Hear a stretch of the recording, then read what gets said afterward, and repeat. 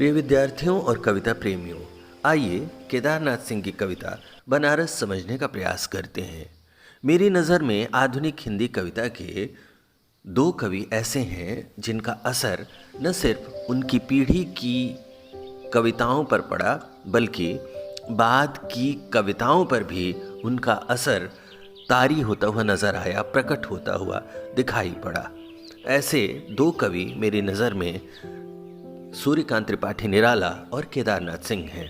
आप देखेंगे कि सूर्यकांत त्रिपाठी निराला की लंबी कविताओं, कथात्मक शैली और व्यंग्यपरक कविताओं का असर न सिर्फ उनकी पीढ़ी पर पड़ा, बल्कि उनके बाद की अनेक पीढ़ियों पर उनकी शैली का असर प्रकट होता हुआ नजर आया।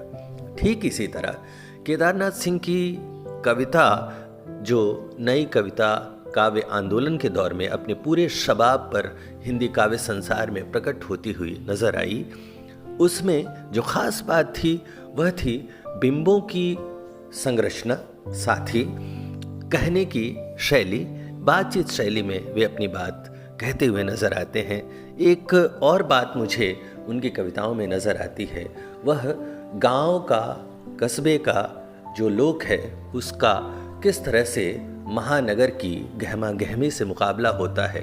या यूं कहें कि महानगर के अनुभव, गांव के अनुभव और कस्बे के अनुभव एक साथ, इन तीनों अनुभवों को बिंबों के माध्यम से, कथात्मक शैली के माध्यम से अपनी कविताओं में गुंफित करते हुए केदारनाथ सिंह अपनी कविता की जमीन तैयार करते हैं। जाहिर सी बात है कि बिंबों और कहन शैली की इस अद्भुत बुनावट का असर उनकी पीढ़ी पर तो पड़ा ही, साथ ही उनके बाद की जो पीढ़ियां आई उन पर भी उनकी कविताओं का असर तारी होता हुआ नजर आया।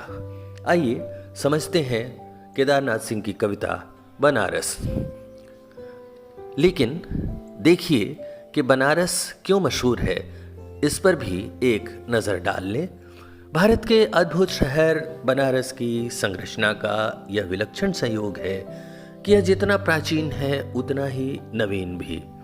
जाहिर है ऐसे शहर को ही यह नसीब भी हासिल होता है कि संस्कृति की विभिन्न धाराएं आकर इसमें घुल मिल जाएं। वैदिक और श्रमण, आर्य और द्रविड़, अनुष्ठान और कर्म, भक्त और संत, मजहबी और सूफी, ललित कला और प्रदर्शनकारी कला, यानी विरुद्धों के अद्भुत शहर बनारस। भारत का विचार यानी आइडिया ऑफ इंडिया की मुकम्मल तस्वीर तभी पूरी हो सकती है जब उसकी हर आवाज के लिए अवसर हासिल हो। सच पूछिए तो बनारस इस विचार की बेहद भरोसेमंद तस्वीर पेश करता है। जाहिर है विभिन्न संस्कृतियों के संयोग वाली इस नगरी को स्वाभाविक रूप से ज्ञान और अनुभव की विभिन्न परंपराओं का यशस्वी संयोग भी मिला। कवि केदारनाथ सिंह के जीवन का लंबा कालखंड बनारस में गुजरा। जाहिर सी बात है कि बनारस की विभिन्न धाराओं का असर उन पर भी पड़ा होगा। इन भावनाओं को गुंफित करती हुई ही शायद इनकी कविता प्रकट हुई होगी। बनारस के बारे में केदारनाथ सिंह की जो टिप्पणी है वह भी गौरतलब है। वे कहते हैं, बनारस कविता की आरंभिक पंक्तियों में ही कबीर का संदर्भ आता है।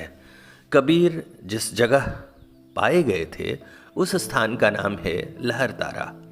असल में यह एक तालाब है।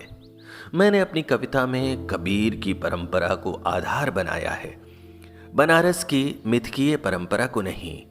पर साथ ही बनारस में जो जादू या सम्मोहन है उसे मैं अस्वीकार नहीं करता। बनारस के दैनंदिन जीवन का जो जड़ और रूढ़िवादी पक्ष है उसके प्रति एक विसंवादी स्वर मुझ में आरंभ से रहा है। बनारस कविता की कुछ पंक्तियों ने मुझे अपार संतुष्टि दी है। एक कवि को उसके समूचे कृतित्व में कुछ कविताएं ही संतुष्ट कर पाती हैं।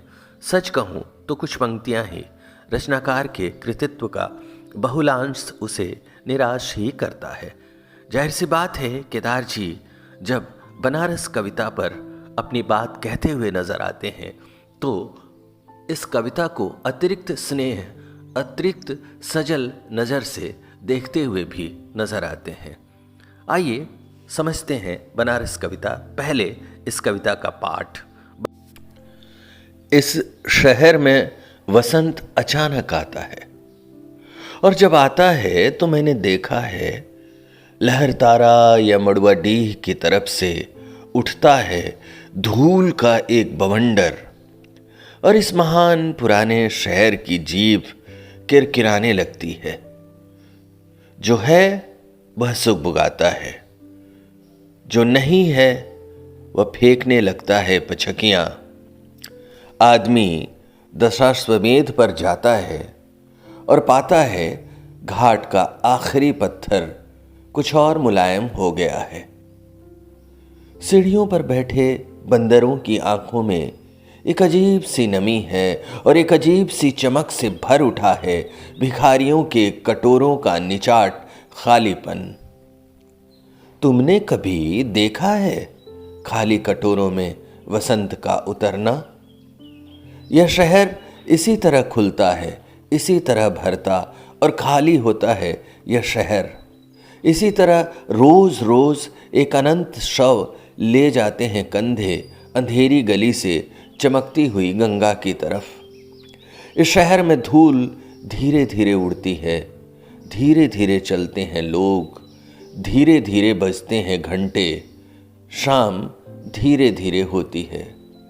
यह धीरे धीरे होना, धीरे धीरे होने की सामूहिक लय दृढ़ता से बांधे है समूचे शहर को, इस तरह कि कुछ भी गिरता नहीं है, कि हिलता नहीं है कुछ भी, कि जो चीज जहां थी वहीं पर रखी है, कि गंगा वहीं है, कि वहीं पर बंधी है नाव, कि वहीं पर रखी है तुलसीदास की खड़ाऊं सैकड़ों बरस से।